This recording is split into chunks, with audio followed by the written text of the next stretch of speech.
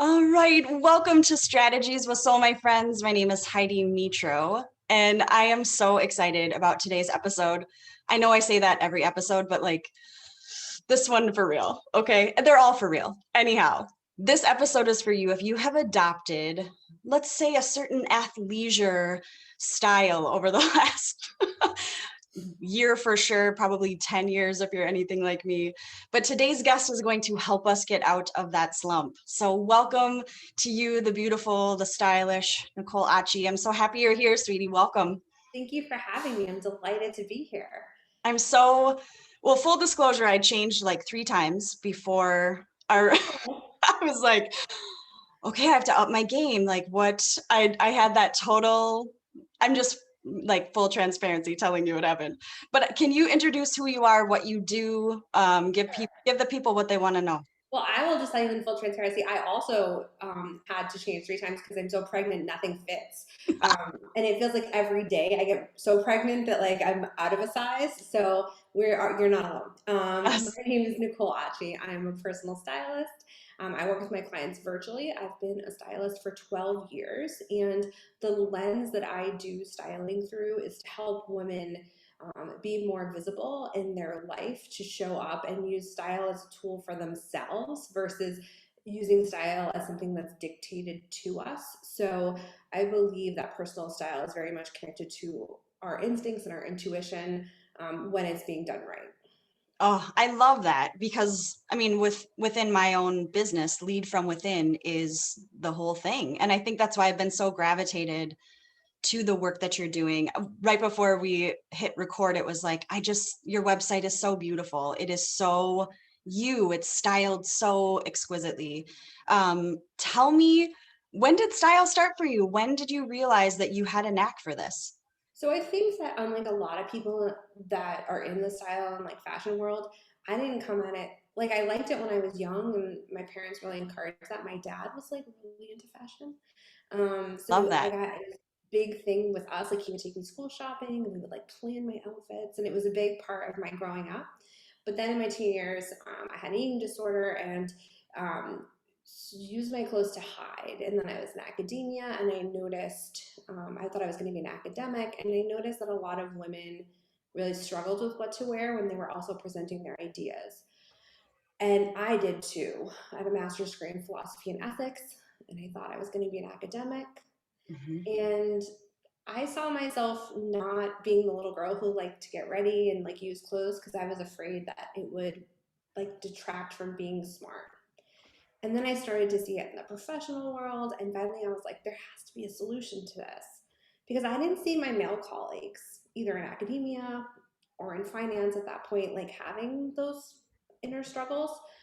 And that's when I realized, like, oh, there are people that do this. It wasn't as popular. Again, this was over 12 years ago. So, it's not quite what it is today. And I started my own business while working part time doing other things. And then it kind of exploded.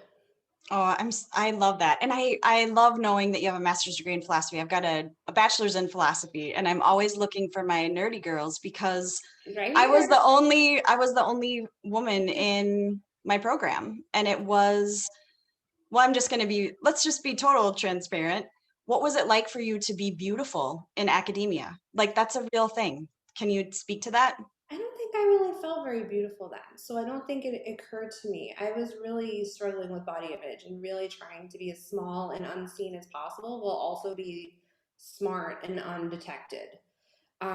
Which is something I don't talk about a lot because my industry feels so far behind me. I'm 40. I probably was around the time I met my husband that like over 18 years ago that I really got serious about getting better. But even if I wasn't actively, doing eating disordery things, I was behaving in eating disordery ways, which is what I think of as hiding. So I don't know that it registered that way for me. I think I was too inwardly focused on what I wasn't going to eat that day. Yes. Okay, so you spoke to something that I would love to get your perspective on, which is this idea of, I mean, fashion and style and these types of things are very much associated with women being stick thin. Mm, And it's just been in the last, what do you think, decade, where other body types are starting to show up. I think Right. 5 years. Yeah. How do you navigate it with your clients? Because everybody, I'm sure, comes from the same lens. Well, not everybody, but when Yeah. I lose 15 pounds, how can I make sure that I'm a certain, like, how do you navigate that with a history of disordered eating? So for me, again, I've done so much healing around this that I only like it's not I would never do that. Like I don't even recognize the woman that did that to herself. And so I also see eating disorders very differently now. I see them as something that my soul needed something. Mm, And so now that I recognize that, I don't take calls to be thinner in my own life as they're only calls to think about what else is going on that I need to look at. They're love that. not about the scale, and that doesn't mean that I don't try to be healthier. Of course. But I don't view it that way. So when my client comes to me, I don't. It doesn't even. It's not that association is different for me now. Yes, of course. But what you said about I'll do it when I lose 15 pounds or whatever is like the standard. So here's the conversation that I have a responsibility for from the angle of how I do this. There are some people that are just so stuck that this isn't appropriate. Like we cannot make movement. Um, and I'm pretty good at detecting if it's, limiting beliefs or it's like a full-on eating disorder and then they need to go get help. But limiting belief wise, it's really important in the initial phone calls for me to first of all have no attachment to that client. Yes. And Sales second, 101, friends. Sales 101. right, Detachment. right, Legit. Yeah. yeah. And second, to listen from a place of okay, the conversation may go off of the style. Like we may not even talk about it. So one of the things I'll say is like, so where else are you like it does it look like you're maybe holding yourself back because of the weight? Because it's never just your closet. And this is why I do the work the way I do it. It's because if you can't, you have to put clothes on every day. So whether they're like athleisure or pajamas, like something's going on your body, you got to go to the store. So if you can't bring yourself, and I'm not even talking about like expense wise, but if you can't bring yourself to buy clothes that make you feel good, even if it's like 3 outfits, Yes. there's something bigger going on that you are holding yourself back. You're holding yourself back in your visibility if you're a business owner, because those are a lot of the women I work with. You're probably holding yourself back from physical affection. You're probably holding yourself back from receiving in a lot of ways. And so I don't take it the clothes personal. I wonder what else is going on. Love that. What I think you're speaking to is the curiosity of the whole person. Yes. And something that you said, and I wrote it down because it was right at the end of our initial conversation when we were like, hey, how I have fangirled over you for long enough. Let's know each other better. But you said that women that by not dressing in a way that feels good or in a way that looks good, they think it's virtuous, Yes. but it's really protection. Can you like blow the lid off of that? Because I think that was so profound and I would love your insight. Yeah, so I think one of the biggest misunderstandings we have about style and our particularly as women and like how we show up and how we present ourselves is that it's something we're in full control of. Like we and in our society, like people are gonna if you're not aware of that view, if you think like, no, I'm just choosing to wear yoga pants every day because it doesn't matter and no one sees me. Well, then really are you? Or is it that nobody else seeing you is dictating your style? Yeah, Is it right? that like right? Like so part of this work is taking full responsibility Mm, for being seen. And that's something that women aren't taught how to do because so much is dictated to us. When you do it yes, from this perspective, you get out of the clutches of what everybody else thinks because only what you think matters. But in order to do that well, you have to think about, particularly the woman who thinks it's like virtuous to not, you know, wear clothes that make her feel good or to stand out.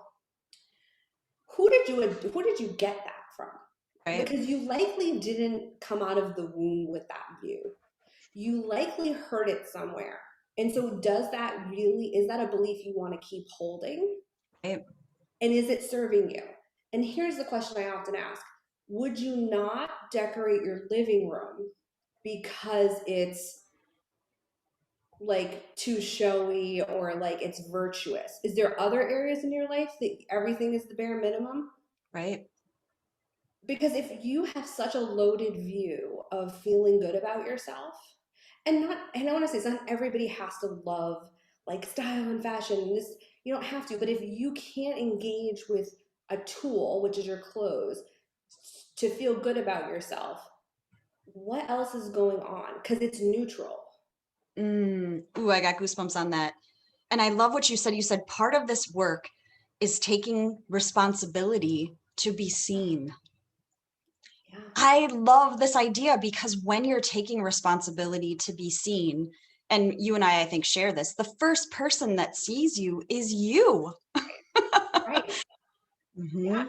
And I think Yes, as business owners, which is the same group you speak to, this really gets in the way. And like yes, there's so much out there. Like there's whole teams of people that will, and including stylists, like don't get me wrong, but of course. PR people and stylists and visibility coaches and other coaches and other experts and other funnel people to help you be seen. But like nobody talks about how the most triggering body issue event is starting a business and having to be seen.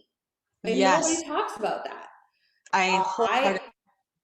I wish people were, because women deal with that differently than men. And I don't know a lot of men who think I gained 10 pounds. I probably shouldn't share my latest blog post, book, whatever. So that tells us something about how women are, how we're indoctrinated in our society. And so that's why we have a responsibility to take it back. Because if you have something important enough to start a business, to risk things on, then you have a responsibility to show up. Yes. And this And is part of, showing up and being seen, really, that's a marriage. yeah, It's one thing to show up, it's another thing to be seen. I work with business owners who it's like they haven't published their website because they don't have their new headshots, because they haven't lost the 15 pounds, because they don't know what to wear. And some of it really is just that undoing. It's more of an undoing than learning what to wear. Yes, that's a part of it. yes. But what I'm hearing is that this is really a refinement. This is a refining process. Is that fair? Or like a distillation, maybe? I talk about it as like an uncovering and then a refining, Love because it. every woman knows what she likes and she doesn't like. And so they may not know like how does that translate to their body shape and stuff like that, but those are just skills you learn. Like that's the other thing that's really misunderstood, is that people think like, oh, so and so was like born with this fashion gene or style gene, and that's just like not really true. Are you Um, sure? Because you're so well put together. And I have I lots of literally, days where I'm not. oh, And girl. I also learned this. I have a master's degree in philosophy. No one taught me from fashion school. I spent a lot of time deconstructing and looking at things and figuring it out and learning from other stylists. I didn't wasn't again. I grew up in a house where something like I will say this. I grew up in a house where shopping was an activity that you like planned, and like you thought about like how what your outfit, like that is weird and that is not normal behavior. So that I will say, like, totally. But the flip side of it um, is that not the thing is not everybody has to love all the parts to love the outcome, and that's another thing that keeps people apart, like keeps people away. Like I don't love to cook. As a matter of fact, I hate it. I've taken a ton of cooking classes. I've tried everything. I really love food, and it's not going to get in the way of me eating good food. I'm just going to find a different avenue. But with style, people think, oh, I hate shopping, so I'm just going to give it up. Like there's a million ways to engage Hmm. even if you don't like shopping. But I also find that like things like they get in the way, like shopping, it's usually about something else. Like they're overwhelmed or they don't really know what their style is or whatever. Even if you do and you don't like shopping, that's okay. You can still engage. But I think it's important to look at like what gets you stuck, Mm, because that's I love creativity. that. I think I'm going to write that down. What gets you stuck? And I have had enough coaching, and I think you have too, where it's like, don't focus on what you don't want. It's like, no, I need to start there. And I love that what gets you stuck. I think that would be a great, strategy with soul for those of you who are like, where am I actually getting stuck? I know for me before, I mean, there was a good 10 years where I was pregnant, postpartum, nursing. It was a decade where it was like, I don't even care what goes on my body. I just need to be covered and I just need to have the ability to nurse. That was like the Mhm. requirement. And I was a massage therapist for a dozen years. And no one really truly, if I would quiz them, they did not know what I wore. I knew what I wore and I needed to be comfortable. I needed to be able to move, but I still wanted to feel good, even if no one was seeing me. But Right. I think for me, the big thing was like when I was mid 30s, pushing 40, was like, how do I want to feel? How do I want to feel in my clothes? And so it wasn't about the size anymore. I mean, I dress the body I've got. That's Right. the size, I don't, it ranges too. It's so vast in my closet from, I'm sure you have that too. Well, especially right now. You've got, Yes. you have it all right now. Yes. I think everything you're saying is one of the things we forget is that we think about how we get our clothes wrong, but we forget about what happens when we get like the benefits of getting it right. And then when I say right, I mean like making us feel our best. I don't really care about everybody else in this context because other people really are not paying as good of attention to you with respect to this as you think they are, and that's Totally. right. Like nobody cares, so they're too worried about what they're wearing. But the benefit of it working for you and you figuring it out for yourself and like really is women feel really empowered when they understand how to dress their body shape or what colors look good on them. Especially women who own and run businesses or brands, like those are women that like are fact finders, right? They want to know, they like to learn. This is another thing they can learn about and Mhm. feel in control of. The other piece is that like when you have clothes that make you feel good, you don't think about your body all the time. Right. So it's like there's actual freedom in this if you do the work. Like that's what I get frustrated with sometimes is I'm like, it's a lot more work to put on things that make you feel not great about yourself in the long run. Like that's actually a lot more work and it's a lot more, as you said, deprogramming later Yes. because you're So how telling would yourself a you, story and repeatedly reinforcing it by these clothes that you could just change and tell a new story. Yeah. yes. And I do think that there is like circling back to that being seen. I was under the, well, I adopted this or heard it, I believe, as a youngster, like, don't show off. No one Yes. likes to show off. Mhm. And I had to really learn, like, no, when I show off, really good things happen. Most of us do have to learn that. So when you Mhm. said earlier, one of the big questions to think about or to take away from this conversation is like, where do you get stuck? Mhm. Most of the time in my group programs, we're doing a lot of work around family of origin beliefs. Um, Yes. it's What are some common family of origin beliefs that you're unpacking in your group? it's just honestly, I could just do a whole course on this and like it would be crazy. Do Um, it. a lot I'd of buy it. it is a lot of it. So I can just speak from like one of my own personal life that I saw come up recently in my group program, which was so I grew up in a family where like dieting was like a constant. Like my mother has like a Weight Watchers, and I'm not bashing my mother. I'm an adult and I'll take responsibility, but just the Yep. context is she's a lifelong Weight Watchers member, and like she's 74. As soon as the pandemic ended, she went right back to Weight Watchers. Mm. Like, but if you're a lifetime member and Weight Watchers works, like, do you really need it forever? Right? Like, let's talk about that. Like, doesn't make any sense. So, whenever there was a happy moment in our lives, graduation, a vacation, anything happy, the diet started. So I had to unpack why in my career, every time something good happened, I was like, let's watch the food, like what was that Sure. happening? And that's different than eating disorder. This was just more of like I became more aware. And I just was like, that's so weird. Like it didn't necessarily mean like something bad was going on. It was always happy. So understanding like triggers like that for other people, I had one woman who really wanted to take my workshop for like 2 years. It was like super held back, knew everybody else around her did it, got results, and like really was struggling with this. And I knew she really wanted to like have these tools. So finally she did it, and it turned out that it was that she was when she looked at her belief system in the first week, it was that her family would like reject her if she looked nice. Of And she course. didn't want to do this in like one area in her life and then like not in all of the areas, Yes. right?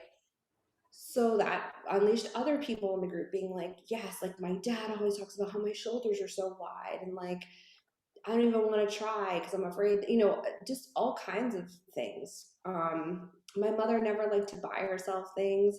So now I feel guilty, like I'm a bad mom if I buy myself new clothes. Um, and these are our earliest and most reinforced beliefs because even if we know that like our family's still going to love us if we wear a nice dress to a reunion, rejection and not wanting to be rejected by the people that had us is like so primal. Of course. But we don't think of that when we're looking at our closet and we're like, nothing ever looks good on me. It's like, is that the case? Or is it that you're never making the effort because the effort might make you look bad to your family? Yes. And I think that there is such a physiology around style where exactly what you're speaking to, and most of it, I think, is unconscious, or the thing that we think is the issue is actually like fourth on the list. And if we can get to the root, that's like the leaf on the tree. But if we can get to the root, which is for me, it's if I'm a show off, it's not safe. If I'm a show off, people will think XYZ. And the hilarious part, once I finally made peace with that, it was like, well, my brother, very lovingly, my older brother Quinn, I was like, I don't know, maybe 34, 35. And he goes, Hides, no one's thinking about you that much. But he said it in only the way an older brother could say. And I was like, super offended. It's like, what do you like? I'm a really nice, important person. Like, what do you mean they're not? He's like, Hides, legit, no one cares. But when I unpacked, like, the people who are for me are going to be for me. Right. And the people who would think I'm a show off, I'm good without them anyhow. Like there's a And if you don't keep showing up, the people that are for you can't find you. exactly. So it's, I think we tend to think of this as such a selfish act, but, since you've touched on motherhood a little bit here, one of the Yeah, big things please. that was really interesting to me when I created this course, a course that I had like a couple years ago, is how many of the women in the group did it with their daughters. Like that wasn't how it was intended, though Oh, there's they a took the workshop together. yeah, like they obviously like the kids weren't on the calls, but like some Sure. of they were like 12 and under, 12 to like 6. Wow. And they were all coaches, so they were like, oh, like we'll do, like when they were cleaning out their closet, their daughters were like, what are you doing? And they were like, oh, you should find your style keywords. And then, like had them make Pinterest boards and stuff like that. And the outcome from that first workshop that I ran unintentionally was like kids were happier waking up in the morning, going to school. Mm. Teeny, kids that were in the 12, 13-year old, like, kind of range, stopped fighting with their mothers in dressing rooms because they felt like they had tools and control. Oh, I love it. One little girl stood up to her bully because she was like, I've picked these clothes intentionally, right? And Heck so yeah, I you did. say that because we like to think that this is all about like me and my attention and my whatever. But what a gift for those women to Mm. do this work and then give the tools to their daughters at 6 to 12 to be able to talk about what they like and to show up confidently. Because if I told most women, would you want your daughter to talk to herself this way? Would you want her to shrink down from visibility or from being seen, from presenting her English presentation or whatever Of because of these things? They would say no. course. But you can't, if you don't have the skills in yourself to do that, then you can't just say, well, don't think like that. Do as I like say, not as I do. Yeah. yeah. Yes. And so that's why this isn't, to say like, oh, it's just about me or it's just about, being, kind of egotistical. I think we miss a lot when we say that and we kind of broad stroke it. Yes. And I think that's another measure of safety, right? Where Mhm. when women really do feel good, it's a different vibe. It's a different energy. The last photo shoot that I did, I was feeling myself. I was like, I look good. I feel You did. good. Those Thank are you. great photos. Oh, thank you. I'm like, I think I'm due for some new headshots. Those were a couple years ago. But I talked with Deb, the photographer, and I was like, I just want to go for it. I just want to feel so good in my skin. I was so on purpose with this business. I knew exactly what I wanted. Mhm. And when she was taking these pictures, I was like, there was one moment at the very, very end, and we went to this graffiti wall, and there was this little half wall, and it had the word bitch on it.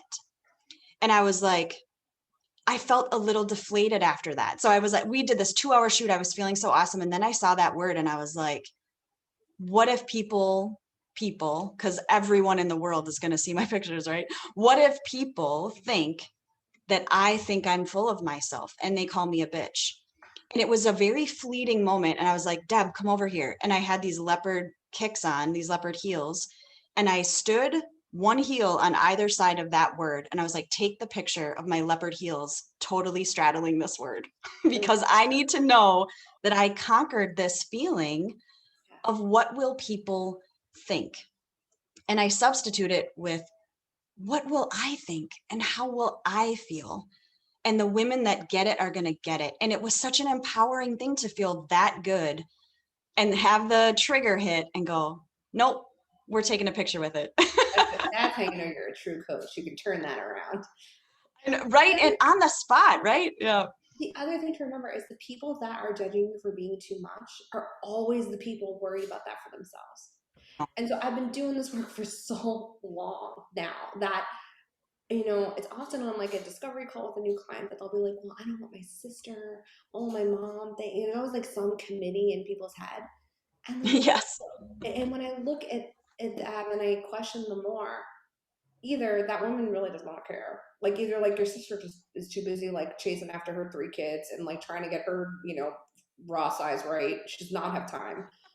Or, that mom or whoever it is that's critical. If someone has the time to be critical of you in whatever way, your business, your clothes, whatever, there is a lot going on there. And it's Yep. really important for us to remember that. Doesn't mean it doesn't hurt, Of course.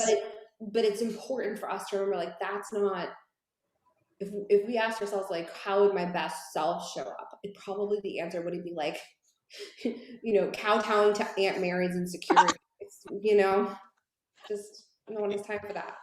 That's so true. And I think there's also, I love how you were talking about the committees in your head. And I think that's where the work that I do comes in and complements what you're doing really well is it's the physiology that really holds people back. When you've got the committee going on and it's like the committee makes it feel like this in my body. Because even showing up for this shoot in clothes that were like maybe a little bit more ostentatious in my world, like a yellow striped sweater. Who would wear yellow? Like can you wear yellow?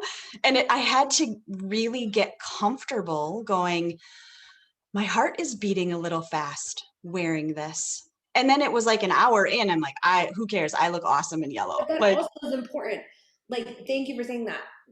I feel like a lot of people were like, just like the yoga pants and that sort of default becomes like a way of like calming and like numbing out your nervous system. well It's said. important to remember, like now that people are like, oh, I don't want to put in real pants after the pandemic. Like you wore real pants before, you're gonna live. But also, the more you wear something, the more they become normal. It becomes normal. So it only feels like a big deal at the beginning, and then Yes, it wears off. it And so does. you can just get yourself, even if you keep the tags on and wear it around the house, like Yes. that's something I talk to clients about all the time. Like you don't need to take the tags off and like own this immediately. You could try to like see if this feels right, mix it with things in your closet. Like there are ways to take the physiology of the shock down Mm, and then live into it. Like nobody just like starts a business and then feels like this like worldwide expert the day they put up a Facebook page. Like no, but we don't think like, well, that I shouldn't do it. But when right. it comes to like a sweater, we lose our minds. Like it's important to remember, like you get to take the sweater off, right? Like, Right. and you can like build up. It's not like an all or nothing. I have to write that down. I'm going to be creating some content of like, when it comes to a sweater, we lose our minds. That is so funny. We do kind of. Oh my God, it's so good. And we do lose our minds. And I think not only do we lose our minds, we lose our power. Like we're literally a flipped lid. We literally are in our survival brain going, I'm never going to be safe if I wear this. And it just, when you really give it language, it sounds insane. It sounds crazy town. But I think that the work that you're doing brings that language in, it brings the skill set in. Who do you love working with? Like, who's your favorite, like, avatar style person to work with? Yeah, that's a good question. I worked with a lot of people. I only work with women now, with the exception of like some media things. I will do Yeah. here and there because I do have a specialty in media. But I really work with mostly entrepreneurs that are women or women who are, I say, in leadership in some way. So they Yeah. may be within a bigger organization, but they are a senior vice president or an executive or a CEO or something like that. So they still kind of have a personal brand, right? Because if they left, they would be going to, another company based on their like portfolio of work. Um, but that's who it is, because what I see happening in that group is there's a lot of like survival behavior around this, and of there's a lot less the mindset work goes a lot further often because lots of entrepreneurs are already looking at that from the standpoint of their business and stuff like this. So it's easy for them to see, or if they're going to have a transformation, it's easy for them to see how this foundation needs to be laid first in Yeah. terms of mindset. I get that. And one of the things when I was on your website, go check it out, by the way, it's absolutely gorgeous. And we'll have all the links, and I'll give you an opportunity to share that as well. But one of the things that I was really struck by was that you donate your wardrobe. Can you talk about like donating your wardrobe? Like when did that start? Why are you doing it? And what are you doing? Like, how does that work? So for years, part of my styling packages when I was in person, I'm only virtual now, was I would take the client's clothes after the closet edit. I actually don't do this anymore for a variety of reasons. Not just because I'm virtual, but for a variety of reasons. I Yeah, think the client needs a little bit more time than I realized when I was being trained as a stylist to like process. sure. Um, I would take the clothes and don't and find. I lived in Boston at the time. I live in New York now.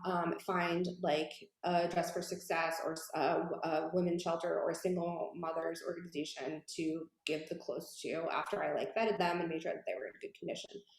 As I became more into my like skill set and stuff, I mean, I do have clothes. I don't have a lot of clothes, if I'm being totally honest. I Yeah. don't need a ton of clothes. I only have things I really like, and I give away a lot of my clothes. Like, I just do donate a lot of my clothes because I don't have attachments to my clothes. I view them as things that I need during certain seasons of life.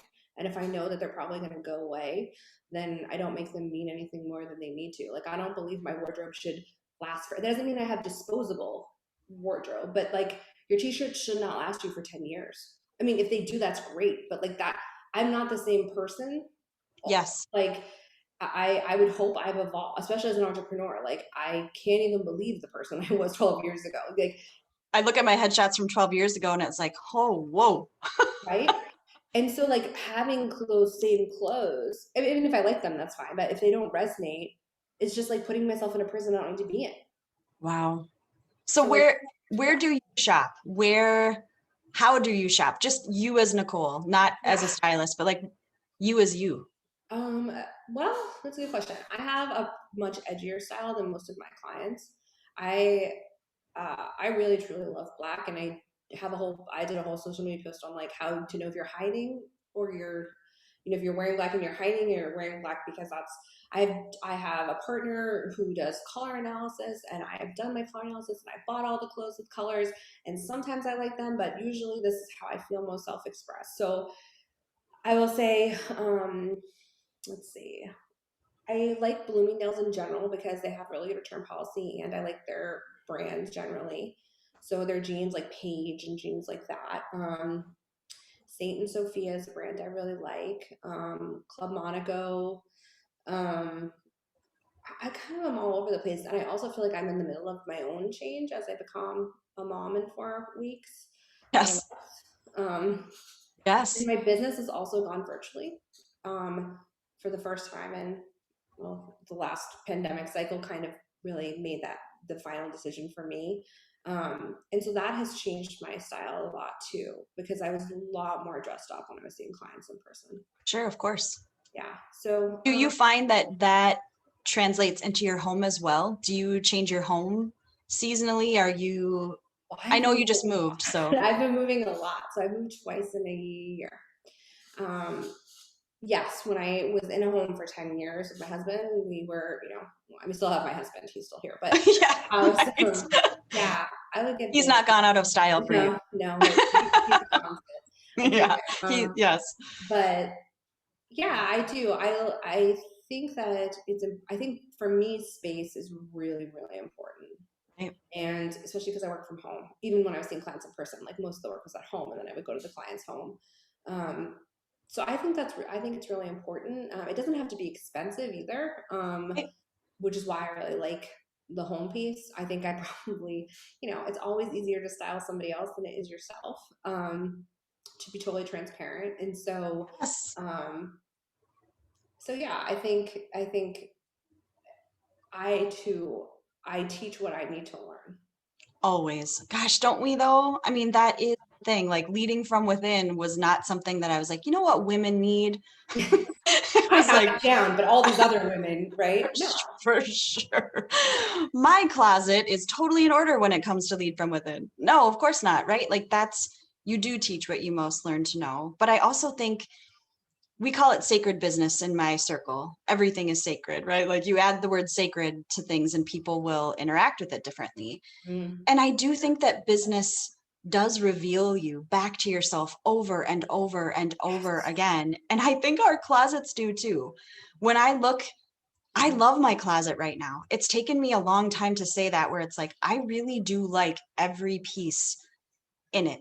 And it's comfort, but I also just feel good. Like I'm not thinking as hard because I like it. I know that efficiency can sometimes get a bad rap, but I do really enjoy just getting up going, I like it all. I like what's And in why there. not? Like, And why it's would not you very not? much. I don't have a huge wardrobe. I do not have a huge wardrobe at all. I Most don't want that. entrepreneurs really don't need a huge wardrobe, which is why I feel like this is the group that has the biggest opportunity because it's Yes. not that overwhelming.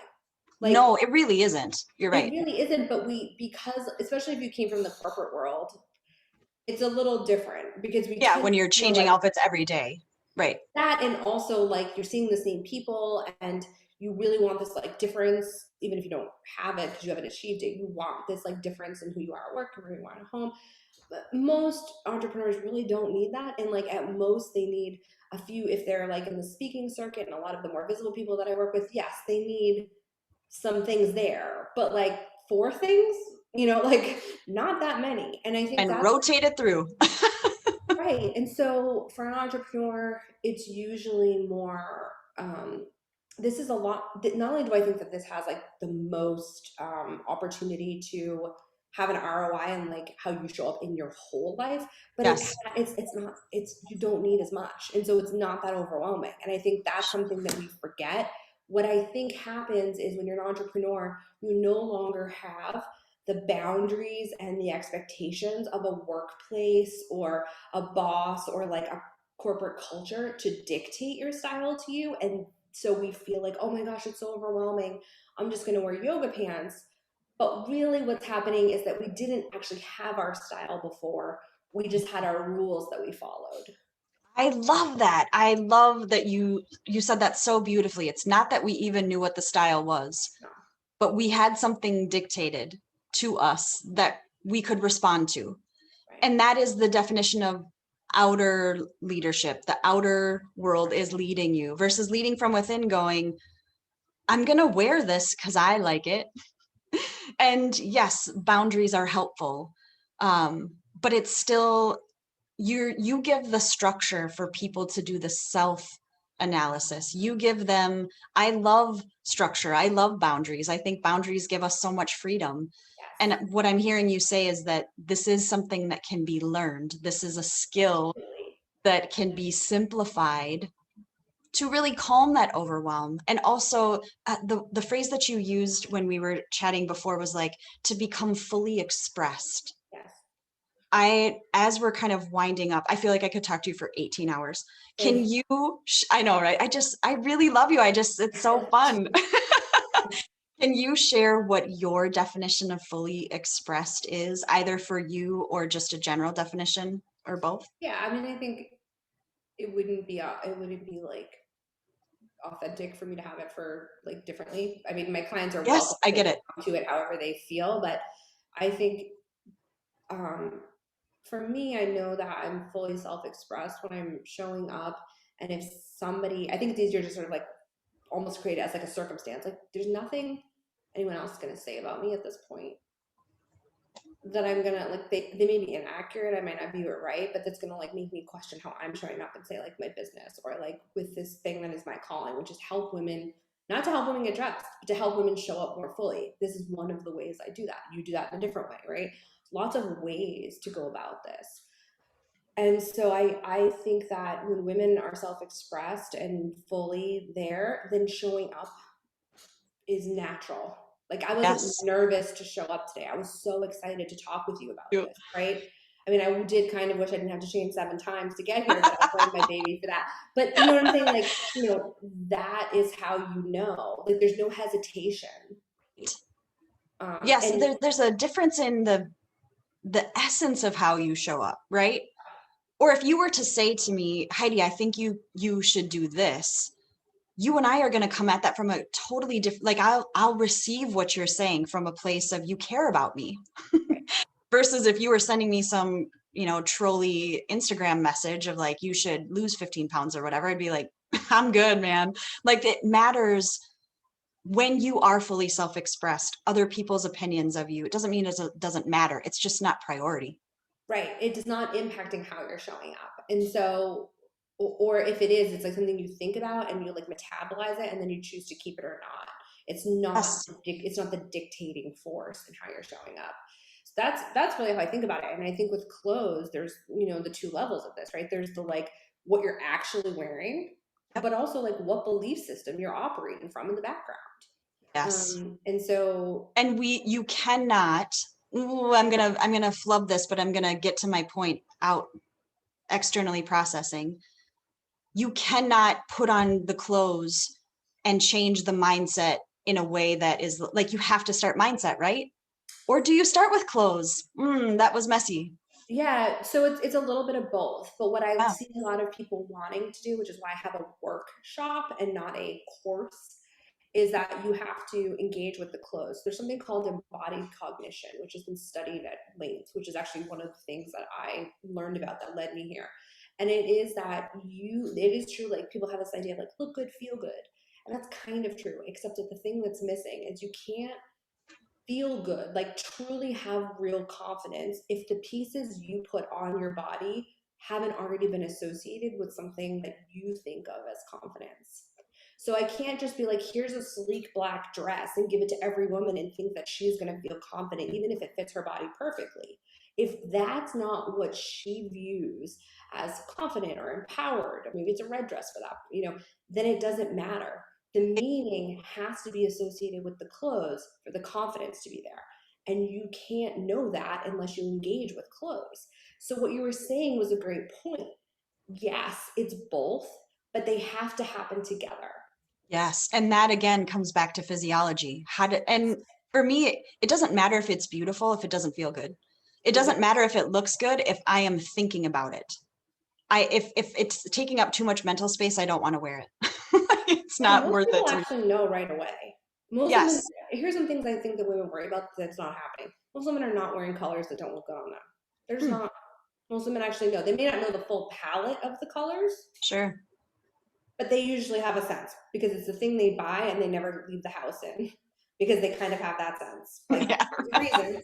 Most Right. women, maybe they know they're not dressing their body shape the right way, but it's not that I mean, it's not that hard to find this information. I have a whole podcast that you could just do it, but they're afraid of what they're going to see, right? They're afraid of Yes. the numbers if they take the measurements. They're afraid of like, they're not ready to look at their body as like a shape versus like, which is what I think of is like you just want to find clothes that are a shape that match your shape. This is not dramatic, but we worry about things like sizes and stuff like that. So it's usually not that people don't know what they like or they have no sense of style. It's that they don't know where to start. They're overwhelmed. They're held back by something. And I think, I think that like that is, I've not I've met a lot of people that were held back, but I have not met people that didn't have a starting point if they were ready internally. Oh, I love that. And that's the essence of being coachable, right? And that's Right. something that we have to discern straight out the Right. gates. Not everybody's ready, and that's okay. And not everybody wants to use this tool, and that's totally okay too. Yep. But I think that, like food, Mm. if you don't want to use this tool, it's really, really valuable to think about why. I think the same is true for money. Yes, I money, think, food, yes. amen. So for those that are ready, for those that are like, I have to know Nicole and I need to work with her and I want the workshop and the podcast and the audit, where do they find you? So you can find me on my website, Nicole Otchy, OTCHY.com, and on Instagram, Nicole Otchy, all one word. That's the social media platform I'm on the most. And my workshop, which there is a wait list, you can get on for a discount, will be opening in January, Love called it. Style Your Brand. Your brand. Okay, so go follow her, go find her, go book your call, go do all the things, and she'll get to you when she is good and ready because she's got a blessing on the way very shortly. Yeah. Okay, so before we finalize this episode, I do what's called Heidi's Big Five. And it's the Spitfire questions. I know you don't know what they are. She doesn't know what these are. But I think it gives people an opportunity to get to know you in a way. I mean, none of our stuff is scripted, but I think it gives people a personal touch. So are you ready for Heidi's Big Five? I am so ready. This is so exciting. Okay. Okay, so complete this phrase. Leadership is Being present. no one ever says what I think they're gonna say. So good. Okay, the most recent life-changing book that you've read. Mm. I Well, I'm know. like deep in babyland because I'm Good. preparing for my first child, and I think it was Expecting Better by Emily Oster. Ooh, Um, because I think that's what it's called. It's because yeah, and then she just wrote another book. She has another book called Crib Sheet that I'm reading now. Just because there's like cute. so much crap around being pregnant and like rules and other things, like yeah, and I just found it really helpful. It was like data driven and made me feel less crazy. I mean, relative to how crazy you feel when you're pregnant. That is real. Okay, so this may not be a fair question because you are in pregnancy land, but are you a night owl or an early bird? So always more of a night owl, though as I get older, pregnancy not related. I do like my sleep, but I'm neither. I'm like a moderate now. I'm neither a like very late owl or a very early person. I'm kind of just like We need to come up with what that is. So if you come up with something really like sexy and cute around okay. type of waterfowl that would be, let me know. Like I'm not gonna do a lot of activities before 7 a.m., but I will be awake. But don't expect much from me.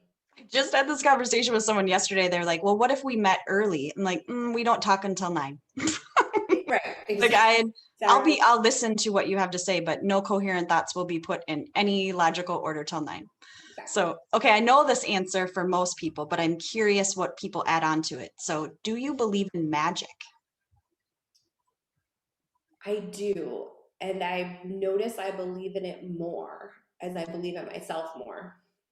Oh, I believe in it more as I believe in myself more. God, that's so good. I'm gonna just get this transcribed and pull out everything that you have said here. Okay, and then the final question. Yeah. When people are thinking about this particular episode of Strategies with Soul, what do you want the legacy of this show to be? Oh, great So if question. people are like, oh, you got to go watch this because, what do you think they'll say? No matter where you are on how you feel your relationship is with your personal style, I think what you said about wondering what holds you back, Mm, what is it? What would it be if you had to answer it? And then ask why and why and why again, because it's probably not that top line item. And mhm. it's important for people that feel like they do have their style pretty dialed in to ask themselves, is there an area that I don't though? Like, Mm, I got is there an goosebumps. area where showing up still feels hard here? Or am I really rigid with my style? Or is there a way I could take it to the next level? I think that there's still something there for everybody, regardless of how you feel in this area. Love that. I just had, I, one of the things that it was a meme that it said something about instead of being your highest self, I've always said like, what's your deepest self say? But Yeah. the alternative that I just read is what would your favorite self do? I love Isn't that. that neat? I'm like, I don't have the credit on that, but I will, go Google it. I didn't come up with it. But this, Favorite self what is the next area where you get to be seen, right? too. Yeah, What would your favorite self want you to wear? Because I think of my favorite self, she's so cool. I hang out with her a lot, right? I I love think that matters. So, okay, that's a gorgeous legacy. And I love that you're encouraging women to do the next layer of why, the next layer of why, the next layer of why. It's amazing. So, Nicole, thank you so much for your time. I that. feel like we could do like an 8-part series, but I have to be mindful of like our time. So, Yeah, thank you for joining me today. Hold tight just for a moment. So, thank you for friends, having thank you so much for joining me and Nicole today. I know that you received so much from this. In the comments below, please let us know what landed. And if you would like to reach out to Nicole, it's NicoleOtchy.com. And if you would like to engage with me, you know where to find me right here on Strategies with Soul, 11 a.m. Central on Thursdays. So I will see you guys very soon. Be nice to yourselves. We'll take care.